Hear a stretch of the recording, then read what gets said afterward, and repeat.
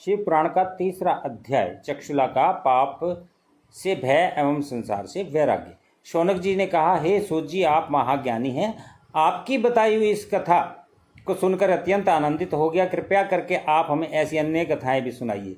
सूत जी ने कहा, हे शौनक, तुम शिव भक्तों में अत्यंत श्रेष्ठ हो, अतः तुम्हें गोपनीय कथा वस्तु का भी ज्ञान देता हूँ। एक समय समुद्र के निकट प्रदेश में एक वाशकल नाम का ग्राम था। वहाँ पर महापापी द्विज रहते थे, जिनको वैदिक धर्म का ज्ञान नहीं था। वहाँ पर रहने वाले सारे लोग अत्यंत दुष्ट थे। उनको कोई भी धर्म की वस्तुओं पर विश्वास नहीं था। वो लोग ना तो देवताओं पर भरोसा करते थे, ना भाग्य पर। ऐसी कुटिल वृत्ति वाले लोगों का मन हमेशा दूषित विषयों में ही लगा रहता था। वे लोग अपने पास अत्यंत भयानक अस्त्र और शस्त्र रखते थे। इन लोगों को ज्ञान, वैराग्य और सधर्म का कोई भी ज्ञान नहीं था। वहाँ पर द्विज के साथ अन्य जाति के लोग भी उनकी तरह ही थे। उस प्रदेश की स्त्रियों का भी अत्यंत कुटिल स्वभाव था। वे लोग स्वेच्छाचारिणी, पापी, कुत्सित विचारों वाली और व्यभिचारिणी थी। उनको सद्व्यवहार एवं सदाचार के विषय में कोई भी ज्ञान नहीं था। पूरा ग्राम दुष्टों से ही भरा हुआ था।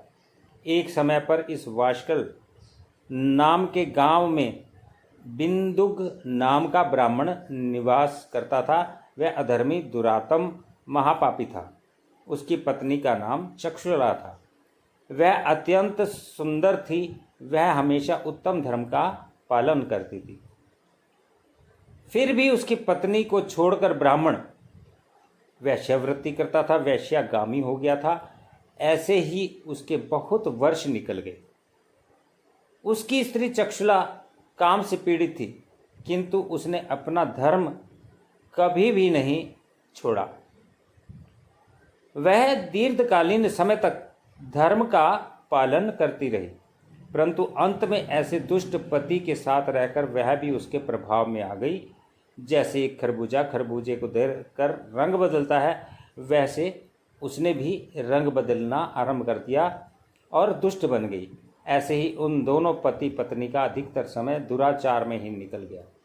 उसके बाद एक दिन वह दूषित बुद्धि वाले ब्राह्मण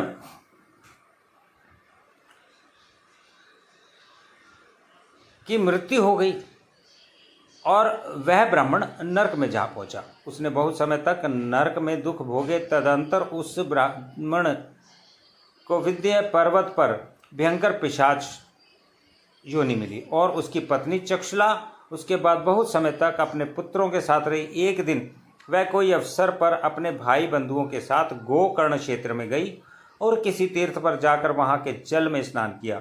वो वहाँ पर घूमने लगी। घूमते घूमते वह किसी देव मंदिर में आ पहुंची। वहाँ पर एक ब्राह्मण भगवान शिव की पवित्र पौराणिक कथा सुना रहे थे। चक्षुला ने वह कथा सुनी।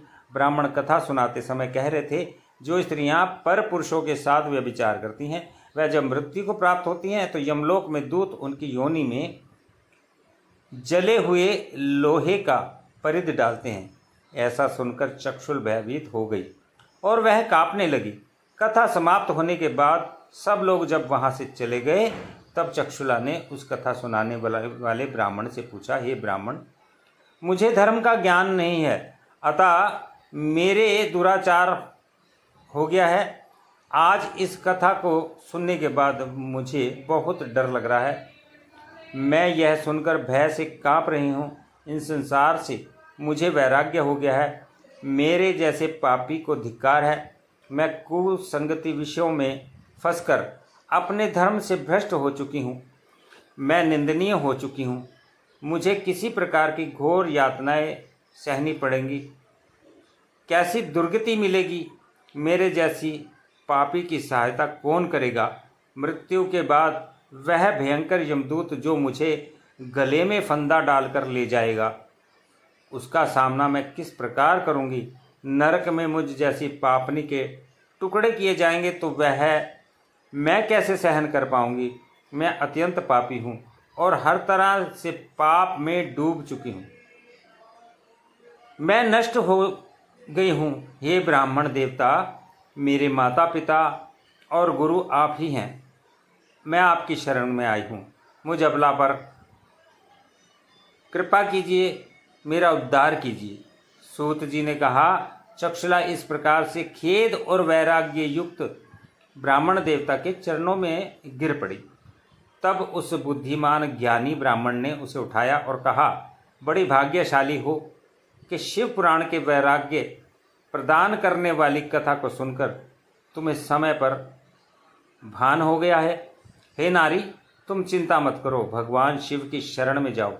भगवान शिव तुम्हें समस्त पाप तुरंत समाप्त कर देंगे। यह कहकर ब्राह्मण चक्षुला को समस्त पापों को हरने वाली तथा सुख एवं सद्गति देने वाली शिव पुराण की कथा की महिमा का वर्णन करते हैं। इस प्रकार शिव पुराण का 3रा अध्याय यहाँ संपन्न होता है। जय भोलेनाथ, जय शिव शंकर, हर हर महादेव। यदि मेरी यह कथा आपको पसंद आई हो तो कृपया करके इसे लाइक सब्सक्राइब अवश्य कर दीजिए और बेल आइकॉन को भी दबा दीजिए ताकि आपको आगे आने वाली वीडियो मिल सके। एक सूचना और, यदि आप ज्योतिष सीखना चाहते हैं विधि से तो आप मेरे चैनल आस्ट्रो त्रिखा, याद रखिए आस्ट्रो त्रिखा मेरा दूसरा चैनल है जिसका लिंक मैं